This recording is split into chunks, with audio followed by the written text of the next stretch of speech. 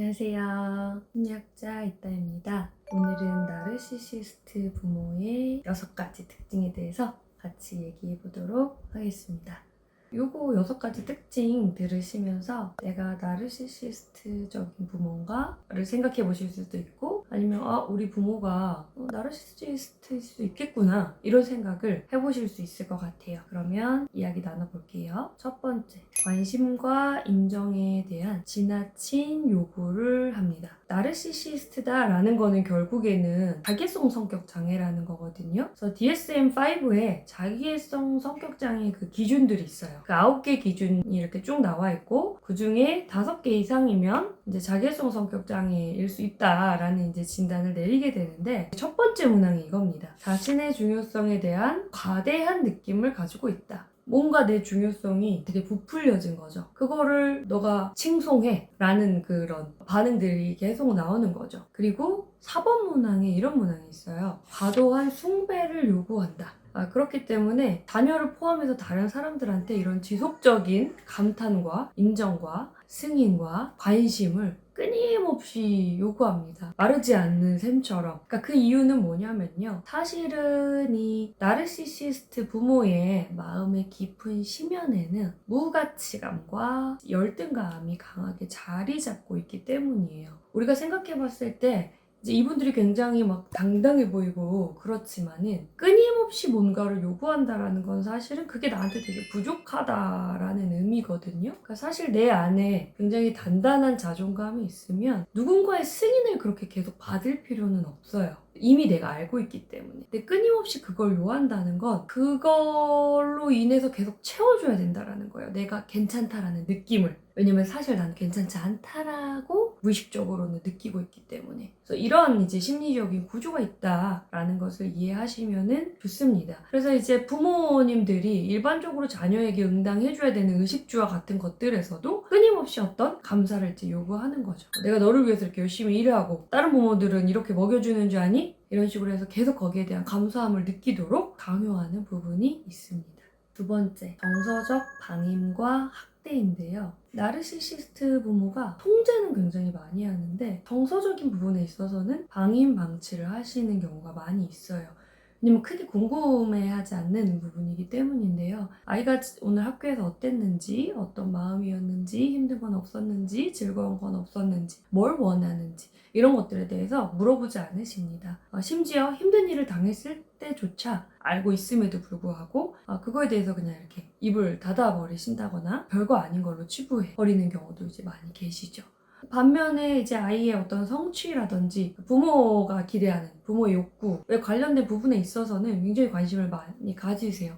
모순되는 이제 지점들이 있으시고요. 또 이 자기성 성격 구조를 갖고 있는 부모는 자존감이 단단하지 않기 때문에 타인의 반응이나 상황에 따라서 마음이 많이 흔들리세요. 감정 기복이 굉장히 심하신데요. 그러다 보니까 비일관적으로 예전에는 이 일로 안 화냈는데 갑자기 자신이 기분이 안 좋아져 있고 뭐 남편과 싸웠다던가 뭐 아빠가 직장 상사한테 뭐 이렇게 혼이 났다던가 뭐 이러면 갑자기 자녀한테 불같이 화를 냅니다. 그러니까 아이는 이제 살 얼음판을 걷는 기분 느끼고 항상 부모의 눈치를 보게 돼요. 아이가 건강하게 발달을 하기 위해서는 내 감정이 뭐고 내 감정이 받아들여지고 뭐 이런 경험들이 필요한데 내 감정에 대해서는 볼 수 있는 연습이 부모를 통해서 되지를 않고 오히려 타인의 감정에 굉장히 몰두하는 방식으로 이제 성장을 하는 거죠. 부모의 감정이 어떤지를 끊임없이 살피고 눈치를 보고 오히려 내가 부모의 감정을 케어하는 그러한 이제 과정으로 나아가기도 해요. 그래서 이런 걸 이제 부모화라고 하는데 자기성 성격 구조를 갖고 있는 부모들은 자기에게 몰두해 있기 때문에 기분이 안 좋으면 그거를 막 펑펑 울기도 하고 아니면 본인이 가진 그런 힘든 일들 어린 나이의 자녀가 소화할 수 없는 어른의 이야기 이런 것들을 막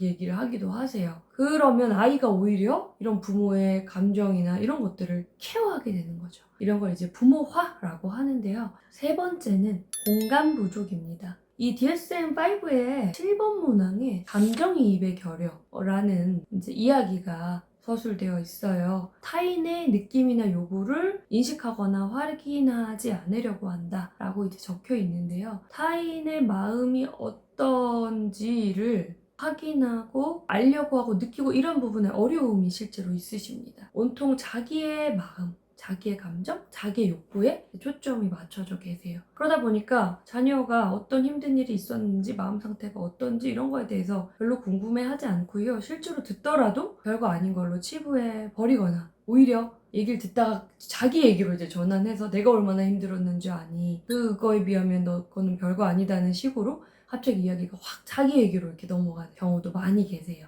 그래서 자녀들은 부모가 진짜 나한테 궁금한 게 별로 없는 것 같아. 그러니까 내가 진짜 엄마 딸 맞나? 막 이제 이런 생각을 하게 되는 경우도 많이 있죠. 오히려 어떤 지점에서는 자녀에 대해서 공감을 못하는 걸 넘어서 질투하는 것처럼 느껴질 때도 많이 계세요. 그러니까 상담을 하시면 남자분들이 엄마가 저랑 경쟁하는 것 같아요. 엄마라면 그럴 수 없는 거 아닌가요? 이런 얘기를 하시는 경우가 있는데, 이 나르시시스트 부모는 자기에게 너무 집중해 있기 때문에 자기가 못 가진 걸 자녀가 가졌다라고 느끼거나 그럴 때 질투를 실제로 하기도 하세요. 이 DSM-5의 문항에서도 실제로 질투가 굉장히 많고 이런 부분들이 또 언급이 돼 있거든요. 그게 자녀가 제외가 안 되는 거죠.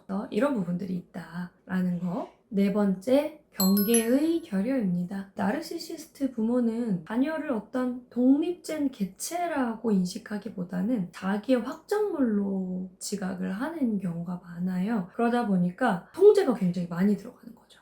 정서적으로는 방임하지만 개인적인 뭐 스케줄이라든지 아이의 프라이빗한 일상이라든지 이런 거에 대해서 계속 간섭과 통제가 들어가는 경우가 많이 있어요. 부모님들이 자녀의 스케줄을 일거수일투족을 감시를 한다라든지 문 절대 못 잠게 한다든지 노크 없이 그냥 확 들어온다든지 이렇게 침범당하는 느낌들을 자녀들이 많이 경험하게 돼요. 아니면 이제 핸드폰이라든지 다이어리라든지 이런 거를 몰래 본다든지 아니면 꼭 봐야 된다라고 요구를 한다든지 이런 부분들이 많이 계십니다. 그래서 보통 이제 자녀들은 이렇게 성장을 하다 보면 다른 자녀들도 그렇게 성장했을 거라고 생각을 하다가 나중에 친구들이랑 이런 얘기를 공유하면서 우리 부모만 그러네? 라는 자각을 하게 되는 이제 시점들이 오죠.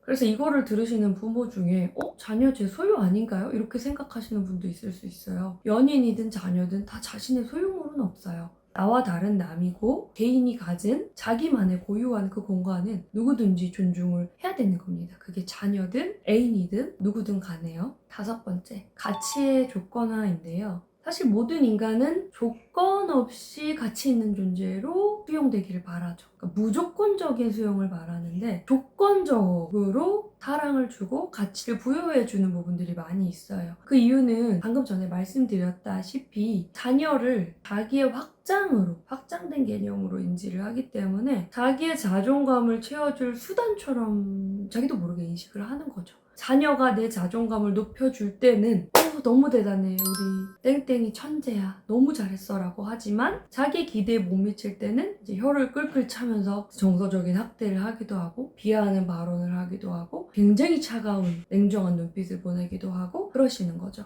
근데 이제 나르시시스트 부모는 굉장히 불안정한 사람이기 때문에 원하는 것도 계속 바뀌어요. 그리고 한도 끝도 없어요. 내가 원할 때 나와 함께 있어주면서도 공부도 굉장히 잘해야 되고 능력도 있어야 되고 효자 효녀여야 되고 막 기준들도 막 모순되는 지점도 많고 기준들도 되게 높고 끝도 없기 때문에 이제 자녀는 내가 아무리 해도 부모를 만족시킬 수가 없다라는 어떤 느낌들을 갖게 됩니다. 결과적으로 자녀의 자존감은 낮아질 수밖에 없는 거죠. 여섯 번째, 마지막인데요. 조종 혹은 가스라이팅을 자주 사용합니다. 그래서 DSM-5에 6번 문항에 이런 문항이 있어요. 대인관계에서 착취적이다. 자신의 목적을 달성하기 위해서 타인을 이용한다. 그래서 실제로 자기애성 부모는 다양한 조종을 통해서 자녀를 자기의 통제 아래에 있게 합니다. 특히 이제 죄책감을 많이 이용을 하고요. 내가 너를 위해서 얼마나 희생을 했는데 너가 이러면 안 되지. 이런 이제 죄책감이라는 감정을 건드려서 자녀를 자기가 원하는 방식대로 행동하도록 조종하는 부분이 있습니다. 나르시시스트 부모 밑에서 성장한 자녀는 기본적으로 죄책감이라는 감정을 굉장히 많이 경험을 하세요. 그래서 이거를 좀 잘 처리할 필요가 있죠. 상담에 오시면. 그리고 이제 현실을 왜곡해서 자녀가 내가 잘못 생각했나? 그게 꿈이었던 건가? 막 이런 식으로 굉장히 혼란스럽게 느끼도록 가스라이팅을 하는 경우가 많이 있어요. 그래서 예를 들어서 엄마 예전에 이렇게 얘기했었잖아. 나 그런 말 한 적 없는데?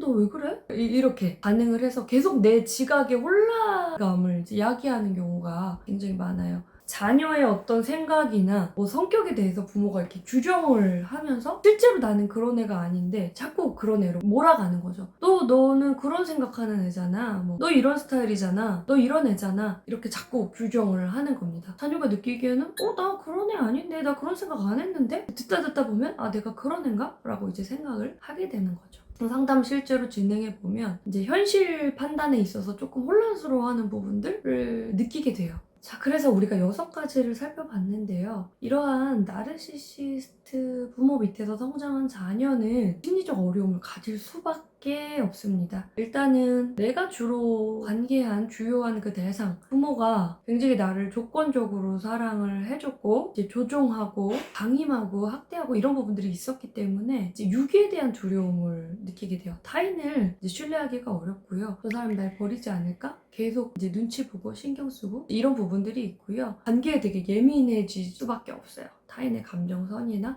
타인의 반응이나 이런 거에 이제 예민해지는 그런 경향성을 갖게 됩니다. 그리고 타인뿐만 아니라 자기 자신에 대해서도 낮은 자존감을 가질 수밖에 없고요. 부모가 나의 감정을 잘 살펴주지 않았잖아요. 나를 공감해주거나 같이 그거를 정리해보고 명명해보고 들여다보고 이런 과정들이 없었기 때문에 실제로 자기 감정을 잘 인식하지 못하는 경우가 많아요. 근데 이거는 이제 문제가 굉장히 크게 되는 게 뭐냐면 내가 어떤 감정을 느끼고 있고 이런 걸 잘 인식하지 못하면 내가 원하는 방식대로 삶을 살아가기가 어려워져요. 왜냐면 그 감정에는 욕구가 들어가 있고 그 욕구를 통해서 내가 어떠한 삶을 원하는지 지금 어떠한 방식으로 행동하길 원하는지 결정할 수가 있거든요. 그런 키를 잃어버리는 거야. 방향키를. 이제 이러한 어려움들을 야기할 수 있기에 이 얘기를 들으면서 내가 좀 자기애성 성격 구조가 있나? 라고 생각하는 부모는 다시 한번 자기에 대해서 돌아보고 양육 방식을 이제 점검해 보실 필요가 있을 것 같고요. 내가 만약에 우리 부모가